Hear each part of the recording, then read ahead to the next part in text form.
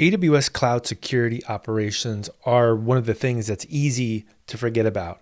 It's, in fact, though, one of the most important things to think about. There's been a lot of high-profile incidents. Recently, Capital One comes to mind, where people weren't actually doing exactly what they needed to do to secure their cloud infrastructure. So we're going to talk about that in this next section. To start off with, let's talk about something called the shared security model. What this is it's a way of allowing a customer and AWS together to work towards securing their application. So at the top here, what we have is we have the customer aspect of the cloud security. This could be anything from the data, or it could be the operating system. And then in terms of this line here, you have what AWS is responsible for. So this would be where the AWS foundational services would be kept. So this would be compute, storage, and all these infrastructure pieces as well. Things like the regions or maybe the availability zones. So what's happening here is that there's a partnership where each one is going to be responsible for a certain component. It's really going to be impossible for AWS to completely decide in the case of, let's say, customer data here, how to actually make that secure. The operator of the cloud has to work along with AWS. Likewise, in this case over here, things like the foundational services, it's going to be impossible for you to go out and go to the AWS data center and make sure that no one's breaking into it and it's got proper security credentials. So these are really a partnership type model. So let's go to the actual security of the cloud itself. So some of the things that AWS is responsible for is the physical security. So they're actually going through and making sure that physical access to the data centers are controlled and need-based. They're also making sure that the hardware is secure. So they're buying hardware that has the correct configuration. Also the network configuration. That's another thing that AWS is responsible for. And then also the virtualization. So they're making sure that that is set up in a way that is secure. So under this shared security model, AWS is operating, managing, and controlling these components. And this goes all the way from the host OS to the virtualization layer to the physical security of the facilities. So a few examples here would be physical security of data would be need-based access, 24/7 security guards, two-factor authentication. Hardware infrastructure would be things like servers, storage devices, and other applications. Software infrastructure would be the host operating systems. The network would be routers, switches, load balancers, firewalls, cabling. And then in terms of virtualization, it's making sure that this is actually isolated, right? That you're not able to access another person's account. So this infrastructure is what AWS is responsible for. And then in terms of some of these higher level managed services as well, that's another component of what AWS can actually manage. And in these managed services, it could be things like the regions, the availability zones, the edge access, the operating systems, the firewall configuration. So services like the relational database service, RDS, they're managing the patches on the operating system. And so a few different things to consider about this is a managed service like, let's say, DynamoDB or Redshift or EMR. Those services, AWS is going to handle a basic security task like the OS and database patching, the firewall configuration, disaster recovery. And then the customers don't have to worry about that. So that's actually part of the partnership that you're buying into when you're buying this relational database service, for example. And so a few different examples, though, is that in terms of patch management, the AWS is responsible for that, but the customers, it's their responsibility to make sure that their guest operating system is patched up, right, in a virtualization environment. For configuration, AWS is going to manage the configuration, but customers are going to be responsible again for a guest operating system. And then in terms of customer-specific controls, these would be things like how the application is actually deployed. So let's dig into that. Let's go to this next section here and talk about the security of the data in the cloud for the customer. So what are some of the things that are responsible? So in terms of an application, right? If you're building an application inside the AWS cloud, you're going to be responsible to make sure that you've defined the passwords correctly and that you have the right roles that access that application. Likewise, that you've had account management that you've set up so that there's a difference between the production environment and, let's say, the development environment. And this would be the principle of least privilege. So in a cloud infrastructure that's secured by AWS, the customers are responsible for anything that they put into the cloud. So this would be things like data, applications. And so a few other things to consider in this is that customers are going to retain the control of the security they choose to implement their own data and operating systems. And this really means that the shared security model depends on what AWS services a customer is going to actually use. So let's look at an example here of how this could work. So let's say that in this example here, we've got some accounts and credentials here. We'll put the accounts up here. And then we've got maybe the ecosystem of, you have S3, you have EC2 instance, and then inside of this EC2 instance as well, you have some kind of a database. We'll do a DB right here. So this is all going to be something that the customer needs to make sure that they secure. And so this is going to be things like the application and the security groups, right? So who has access to the ports that could be exposed in S3, EC2, and then what are the accounts that actually can access that? And then in terms of the global infrastructure, so we'll just call this GI, this would be where AWS is going to have the responsibility. So this would be the data center. They're going to control that.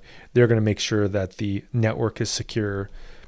They're also going to make sure that the virtualization layer is secure as well. So these are the breakdown of the different customer responsibilities. So the customer is responsible for managing a guest OS, the applications, the security groups, but AWS in summary is responsible for protecting that global infrastructure. And also it's a best practice for customers to protect the AWS credentials and set up individual accounts so that the principle of least privilege is used. All right, let's talk about a IAM service, which is one service that you can use to control your account. So one of the things to be aware of about the IAM service is it's a way to manage access to your infrastructure. So if you go through and you set up a user account or a group account or a role account, that all is done. So user, group, or role, that's all done with this IAM service. And this allows you to manage what resources can be accessed by who, and also how they can access, so who can terminate an EC2 instance. So with IAM, you can do things like manage users and their access. You can create users, assign them individual security credentials like access keys or passwords. You can also manage IAM roles and the permissions. So you can go through and inside manage which, let's say, EC2 instance can make a specific API call. And you also can have identity federation. So you can use things like the corporate directory and hook that up into the AWS security ecosystem. So let's talk about some of the credentials that you may come across in terms of the IAM system. Well, one of them is you could come across an email and password, and that's how traditionally the root account is actually set up, and we'll get into that in a second. There's also the IAM username, and with that would be for accessing the console. And then another one is the access and secret keys. So these secret keys, what they're used for is for accessing the CLI and also the SDK. And these are one of the ways that traditionally AWS accounts are actually compromised, is that someone accidentally puts those keys into a source control repository that's public, and then instantly it gets hacked. So this is a very important one to secure. And then also in terms of multi-factor authentication, This is a way of adding an extra layer of security. So you could use a phone or you could use a physical device, and that is a second layer of security. And as we know, we've heard in the news a lot, actually the phone-based authentication has been compromised in some situations. So really the most secure type of multi-factor authentication is to get a physical device that generates a number that can be used. And then finally, the other one is key pairs. And so key pairs come up a lot when you're using things like EC2, and we've demoed this previously. That would be that PEM file, and you can use that to SSH into a machine. All right, let's talk about the differences between a root account and an IAM account. And this is really commonly a mistake that's made at the very beginning, is that people use their root account and never set up the IAM account. So with the root account, some of the problems with it is that you can't control the privileges and people have full access. So if you gave everybody your root account and one of the users in your company, and I've actually had this before, accidentally puts the API keys or the secret access keys into a source control repository, instantly your account has been taken over and you can't get it back. And then in the case of IAM, you have a lot more granular control. And so a best practice here is to delete your root keys, never set up root access keys. And another thing to do is to make sure that you have a admin account that's set up inside of inside this IAM system, and then also that you enable MFA. So you make sure that there's two-factor authentication, and you use the IAM credentials, not the root credentials, to interact with AWS. And again, this is because the root account is really only a temporary solution until you set up IAM. And so when you start using IAM, you're able to have a granular level of control, and also it allows you to use this principle of least privilege. So let's get into authentication a little bit. So what is authentication? This allows you to authenticate with an ID and an access key. And this is one method of authentication. And this gives you, again, access to the API, and it also gives you access to the CLI, the command line tools, which we use in Cloud9, and also the SDK, so using things like Bodo. With console access, you use your account ID or your alias or your IAM username and password, and also with the console, you can actually use the MFA as well. So the console here, this would be just a regular authentication, and then for the programmatic access is when you use those keys. So let's talk about authorization, right? So authentication gets you in, but what about authorization? Authorization is a way of deciding what services you grant to people. And so the way you do that is you use something called an IAM policy. And what this policy does is it is a way of setting up what resources a specific group or user can have access to. And typically it's a good idea to do this via a group. So you could say, for example, I have students, and these students that's a group, and the students have access to read data only from Amazon S3. And then that's the only thing that the students could do. And you're following the principle of least privilege. So you're not giving people more things than they need. That's how most security breaches happen, is that there's too high level of permissions, and you grant people resources that they don't need to have access to. Okay, let's talk about MFA a little bit. So what is it? You may use it on other accounts. It's a way of increasing the security, right? Because now you have to log in with two different methods, and also with AWS services and resources, they can be accessed with the console, the CLI, or the SDK. And so for an increased level of security, when you use this MFA system, this makes sure that users and systems have to be authenticated. And so there's really a couple different options here. One of them is a hardware device, and this would be a specific device that you could use that would generate numbers, right? Or the other one is you could have a software-based device, and this would be something where you could associate it with your phone, and then your phone would have the ability to generate those credentials.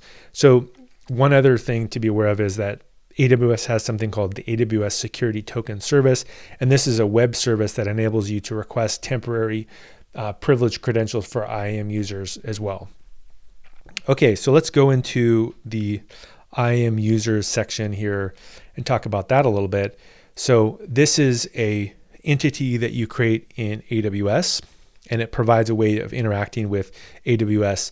And so by default, there is no default permission. So you have to specifically give a user ability to actually do something. So a best practice is to create a separate user account with administrative privileges, right? And so that's maybe one of the first things that you should do when you set up your AWS account. If you're using the free tier account, for example, if you're a student in a data science program and you wanted to set things up, one of the first things you should do is set up a new account that's an administrative account so that you can control it from there. And then if you wanted to give somebody else access to your system, what you would do is you would set up an account where you would give them specifically the privileges that they would need. So let's talk about groups a little bit. So this is a collection of users, and you can specify a permission for a specific group. So let's just say that, again, this is a group here. A good permission that you could assign maybe would be you can read content from Amazon S3. We know that that's the object storage system. And so then if you assigned a new user, and again, we'll call this a student, then you don't have to worry about your data being deleted or that somebody would spin up EC2 instances and you'd be responsible. You only have to worry about sharing the data with that user. That might be a good starting point of privileges. So a few different things to point out about a group is that a group can contain more than one user, so many users, and also a user can belong to many groups.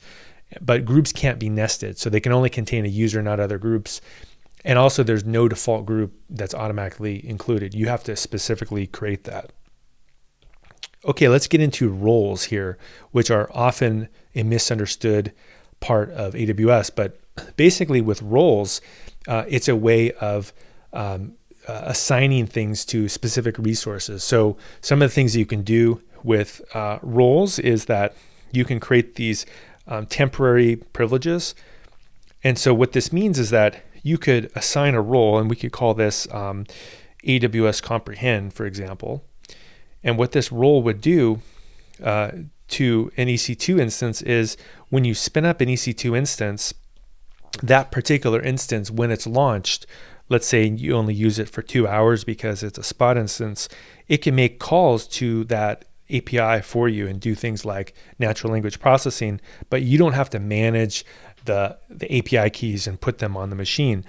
And this really solves a very complicated problem, because one of the things that could occur in a company is that if you are using API keys and you're passing them around to machines, and then someone leaves that company, then you would have to go and change all of the API keys on all of the machines, because that person, if they had access to that machine, they could make those same calls. And so a better way to do it is do role-based privileges. So that particular resource can do a very specific action, and then when it goes away, you don't have to delete the keys. And also, when you're changing users in your company, you don't have to be constantly worrying about swapping keys out. So this solves a very particularly complex problem.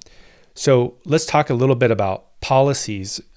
I hinted at those a little bit, but basically you can attach a policy to anything from a user can have a policy, a group can have a policy, and also a role can have a policy. And again, all these policies could be something like this user gets access to S3 read, this group gets access to S3 read and write, and then again, with something like a role, maybe we have a SageMaker role, and we tell a SageMaker instance that we wanted to only have read access to S3. We don't want our data scientists to be writing data to S3 because we don't want it to be destroyed. So when you're attaching that same policy to multiple IAM users, if you notice you're doing this, put it into a group instead, and then attach the policy to the group. So let's now look at this next section here, which is Trusted Advisor. So Trusted Advisor is a system that goes through and provides a bunch of checks for you. And so a few different things it does is it looks at cost optimization. That's one thing it can help you. It can tell you whether you can save money because you have instances that are spinning around idle, or whether you could use reserved instances. It also can give you performance things as well. So it can give you hints about, for example, maybe you can improve the performance of a service by checking the service limits, or making sure that you have provisioned throughput, or you have instances that are overutilized. Another one you can check with Trusted Advisor is security, and this is a really big one as well. Is there something that you're not doing from a security standpoint that you need to fix, like maybe open ports on a machine that you've launched? And then fault tolerance. So it also has the ability to help you in terms of, are you designing and architecting your system correctly, and setting things like automatic scaling, health checks, multiple availability zones up. And then finally, service limits. That's another one as well. Is do you have something that's going through and it's triggering service limits, or you're using more than 80%? So you've spun up more machines. You're about to spin up more machines than you actually have access to, and so you need to go call support and get new services spun up. Also, let's talk about CloudTrail as well.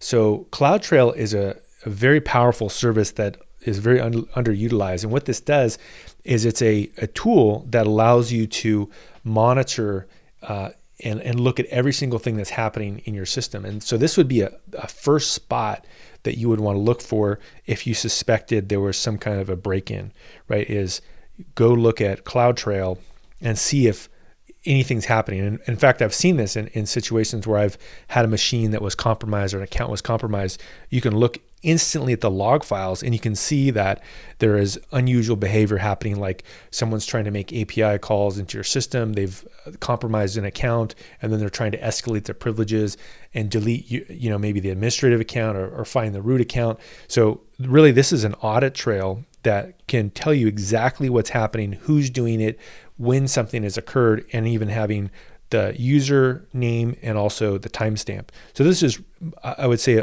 one of the most valuable tools in terms of security that you must be looking at constantly in your account. So some of the benefits of it is it will give you access to user and resource activity. It helps with compliance. If you're working in an environment where they check that, it's always on, and it's a way of doing analysis and troubleshooting and also automating security. So there's a lot of benefits to CloudTrail. One other final thing that I want to talk about is AWS Config. So AWS Config is a service that is fully managed that allows you to do a few different things. One of them is it sets up continuous monitoring. It also goes through and it sets up assessment. And then it also goes through and it sets up change management, and also can go through and do operations troubleshooting. So what this means is that this service is able to actually work with you and provides you a resource inventory, a configuration history, configuration change notifications. And so this allows you to have an audit trail of what's actually happened in your system. And these changes include anything from auditing, security analysis, resource change tracking, and troubleshooting. And so with this, you can actually look at the different things that have occurred in your account and use it to handle change management. So what this means is that you can track what resources have been configured. You can also get notifications with SNS, and you also get access to the configuration history. So, like, who made this change? When was this IP address different? And then finally, the thing to be aware of with this is that when you use this AWS config system, that it's going to be having a history of the different configurations that have been used, and then you can evaluate those changes and make sure that they're actually the changes that you want. So in a nutshell, security is one of the most overlooked things on AWS or any cloud environment. there's a lot of very powerful tools that you can use, and it's really important to utilize those tools and follow the best practices so that you don't have a problem where you have exposed your company's data to a nefarious resource. Instead, if you follow these best practices, you'll be in good hands.